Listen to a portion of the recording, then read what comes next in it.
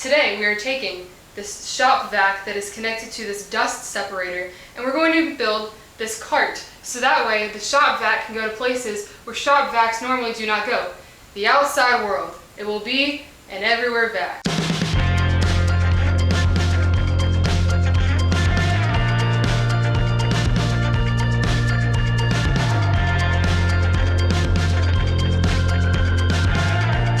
Shop vac, dust separator, tray for all the things that you want to put things on. Come on, grab your family. It's a traveling circus of dust vacuuminator time.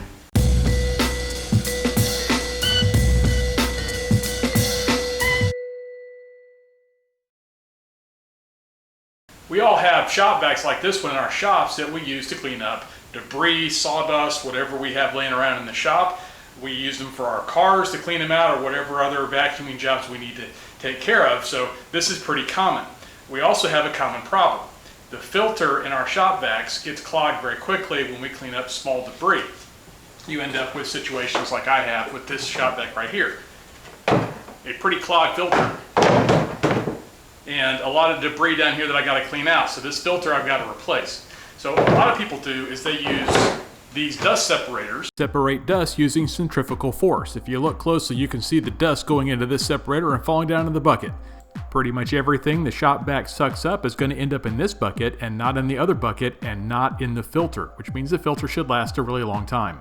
Now there's a lot of debate on what is the best type. There's the dust deputy type. This is a lower profile version that we like here because we like our stuff small because we have a small wood shop. So not quite as effective as a dust deputy, but for the purposes of this video, this is not a sawdust system we're building today.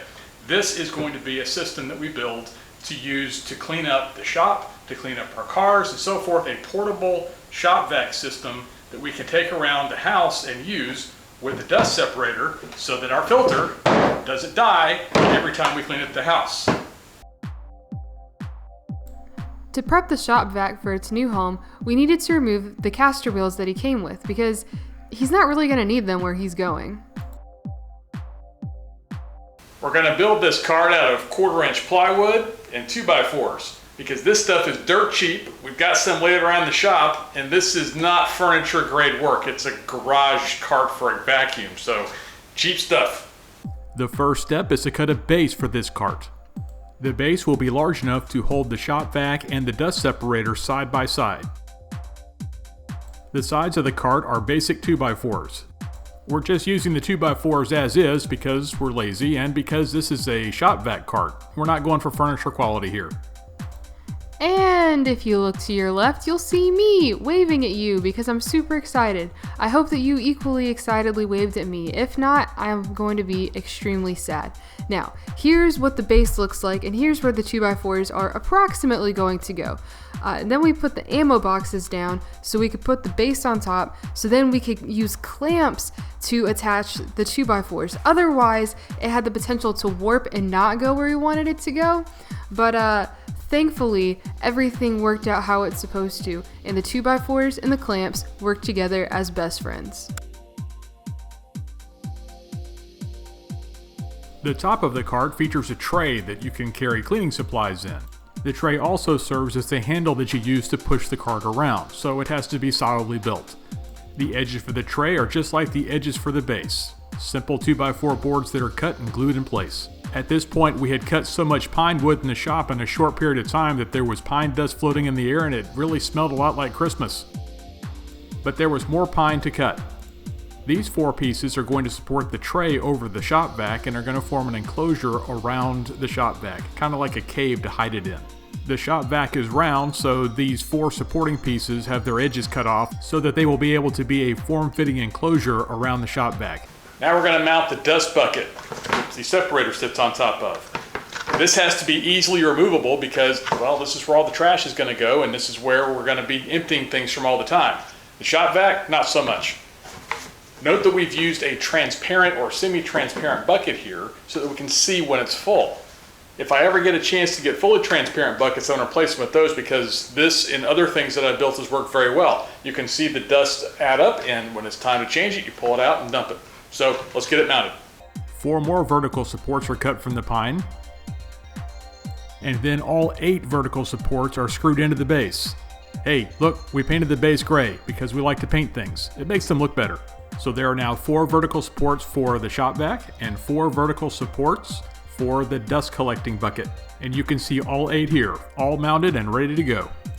We decided we wanted to dress up the cart a little more than just with 2x4s, so I took some of this 3/16 inch paneling that I've got and added 2 sides and a back to it. This will make it look better. It'll also help cut the noise a little bit. I think you'll like the look.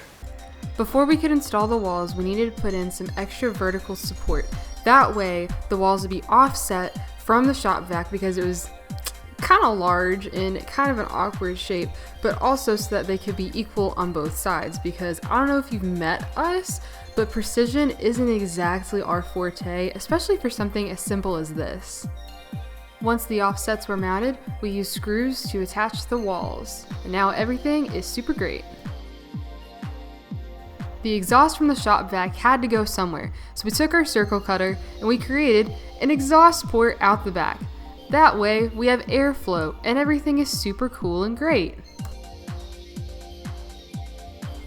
Finally, it was time for the shop vac to be installed into his new home.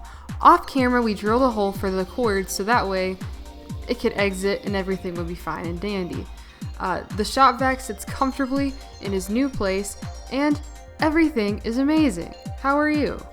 Every good home needs a roof, so here we are installing the hat. We used 2-inch screws to make sure that it wasn't going to go anywhere, but I mean, once this is on, the shop vac is not coming out, so I hope he's happy. We had a pesky predicament with the cord and how to secure it, so we took these 2 screws, left them standing for a little bit, and now we can wrap the cord around the screws and everything's great. You don't have to worry about the cord going anywhere and tripping you up. Finally, this bad boy needed some wheels, so that way it could hit the town.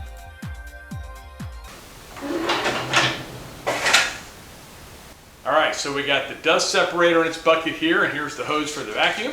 And we've got the vacuum itself back here in its little cave. All we have to do is connect the vacuum to the dust separator.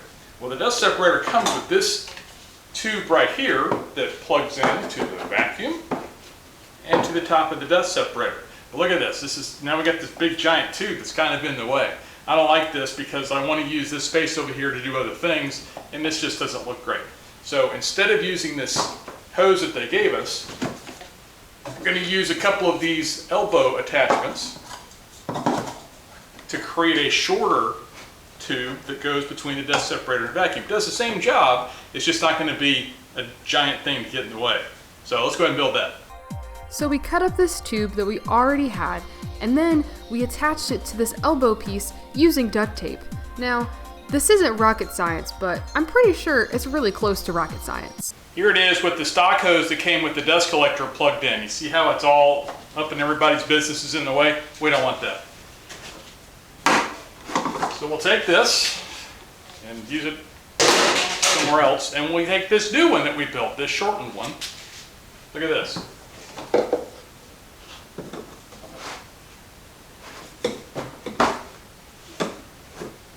Plugs right in, significantly smaller,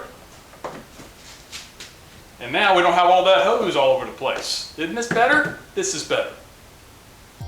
Now we're free to attach whatever tube we want to this thing and store it to the side. Nothing's in the way, the skies are clear, everything's great. Man, what a time to be alive, am I right? We have a problem.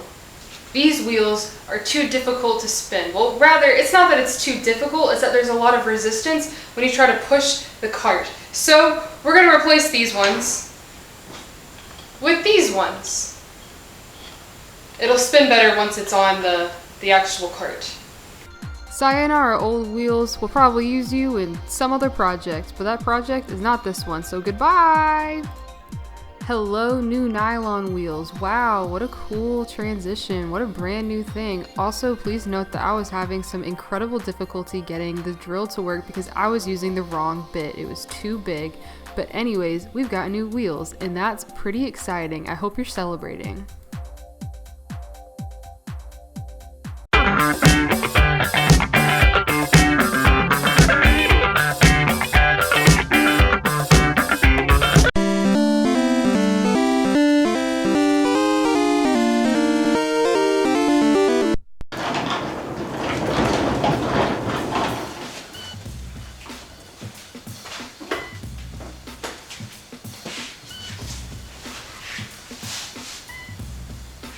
So that's the shop vac cart, the cart that has the shop vac, the dust separator, the shelf with all of your cleaning supplies and whatever else you need. This is going to live in our garage. This isn't a shop vac for in here. We have another one for that, and you can check that video out because it's really great. This is for general use because they keep stealing our vacuums out of here.